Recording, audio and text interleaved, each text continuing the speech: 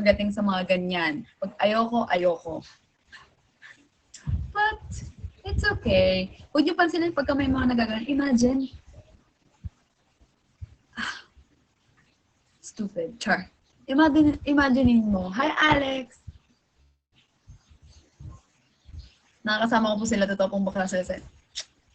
Thank you, Denise. Imaginein mo na lang po kung maisip ka, no? Charis. Hindi kayo yan, ha? Yung mga nagsasabi ka. Yung nagsabi ng gano'n. Imaginein mo, knowing me, kakagawa lang. Knowing me from season 2, 3, and 4, na pag hindi ko gusto yung tao, hindi ko pinapansin, hindi ko kinakausap, I had the shift na ang lakas. Pero hindi ko kinagat yung lakas para lang satisfy yung gusto ng ibang fans because I want my privacy and hindi ko gusto yung nangyayari, hindi ko gusto yung nafe-feel ko. Hindi ko yung ginaw, tapos ngayon sasabihin akong for content. Ba't ngayon lang? Diba? Ba't ngayon lang? Isip.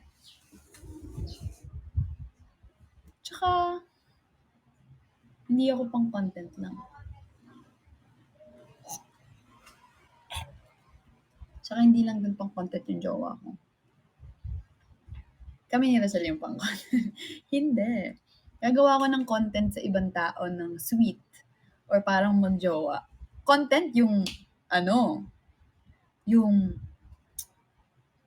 totga ng Ryan ako at saka ng Morengs. But Leo, girl, on or off. Hello, kakapalan ko mukha ako pumunta sa magulang niya. Titira kami sa isang bahay. Pupunta ako sa pamilya niya every now and then. Ginawa ko lang tayo sa Nico kung ganun. Ulit tayo, bakit nyo ba ba't ba kayong tatanong about sa amin ni Cassie? Ano bang meron? Spit it out.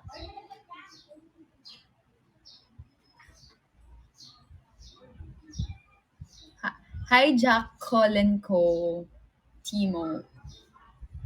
Ay! Buti na lang may accent. Ang bastos. At least, di ba? Hi, Jack, Colin, tapos Timo.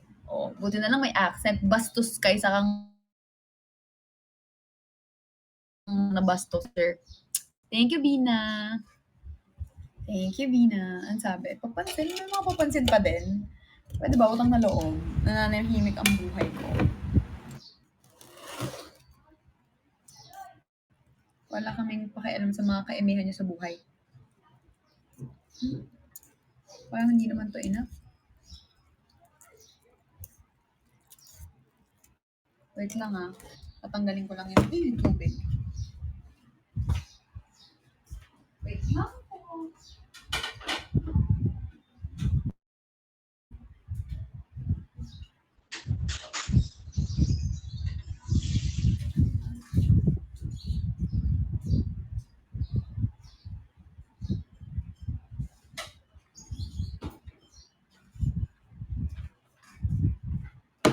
Alright. Anong ulit yung sinasabi natin? Anong sabi? Bakit may mga nagtatanong kung okay kami, bakit hindi kami okay? Bakit kayo nagtatanong? Gusto kong malaman. I just want to know lang who was the reason? What was the reason?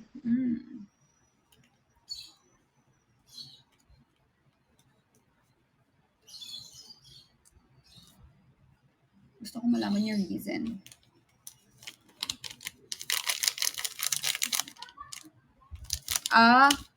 Hindi naman kailangan yung ganun. Private na namin yun. Tsaka, give her some time. I mean, exposure on her own. Tsaka, di ba nga sinabi ko sa inyo, may pumasok man na kaibigan ko or ano man, just let them have their moments nang walang, kasi ano yan ni ganto, kasi ano yan ni ganyan. Okay? Wala nang kailangan gano'n. I want them to have their like what I did sa season 5. I want them to have their own whatever. 'Di ba? Same with sa mga kung sino mang papasok doon na friends. Si Eka nga pumasok doon, nakita niyo bang 'di ba? I mean, hello.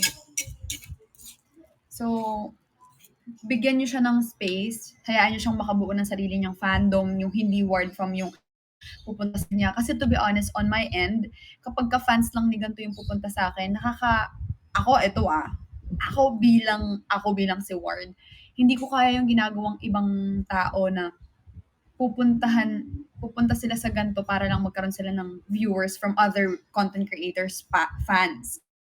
Para sa akin nakakababa yun. Parang, grabe hindi ko kayang gumawa ng sarili kong fandom. Hindi ko kayang mag-attract ng taong mamahalin ako dahil ako to, may ginawa akong something na mamahalin nila ako. Hindi yung pupunta ako sa kaibigan ko or sa ganito ng content creator na malakas, tapos dun yung, wow, tits, thank you. Tapos yung mga fans nung malakas na yun pupunta sa akin. For me, it's so sad. It's just for me, It's so sad kasi it means I really need someone.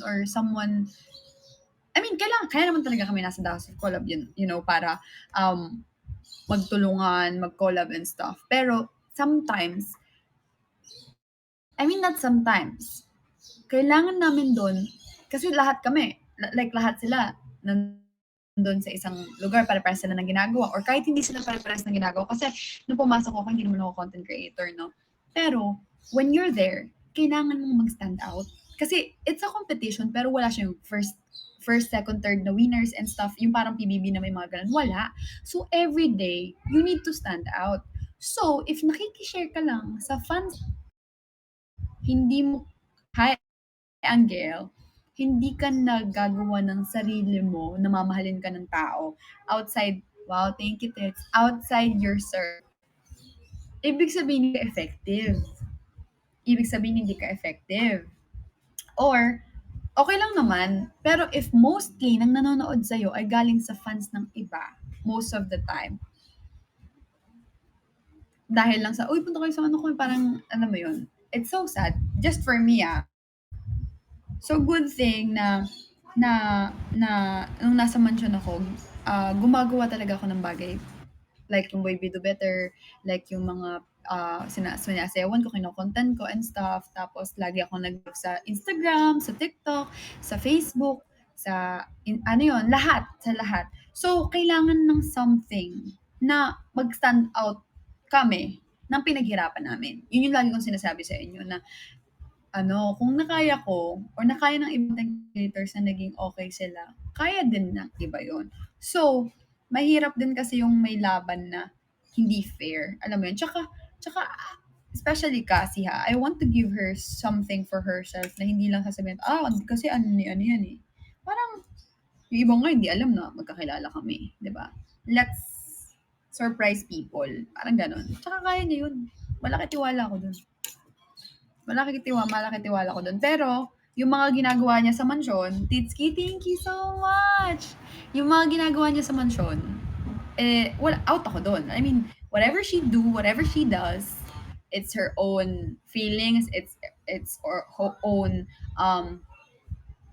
happiness, it's her own consequences, it's her own whatever.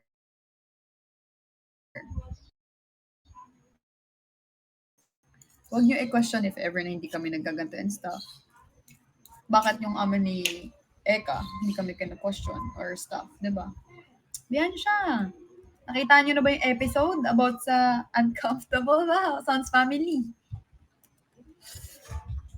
Yeah. Not me.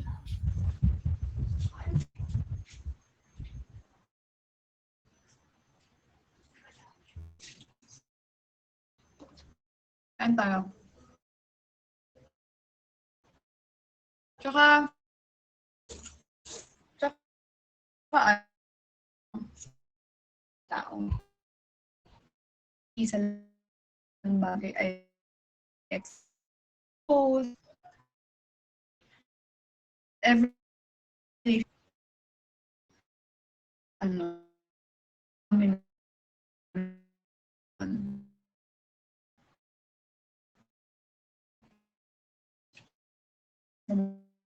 Wow.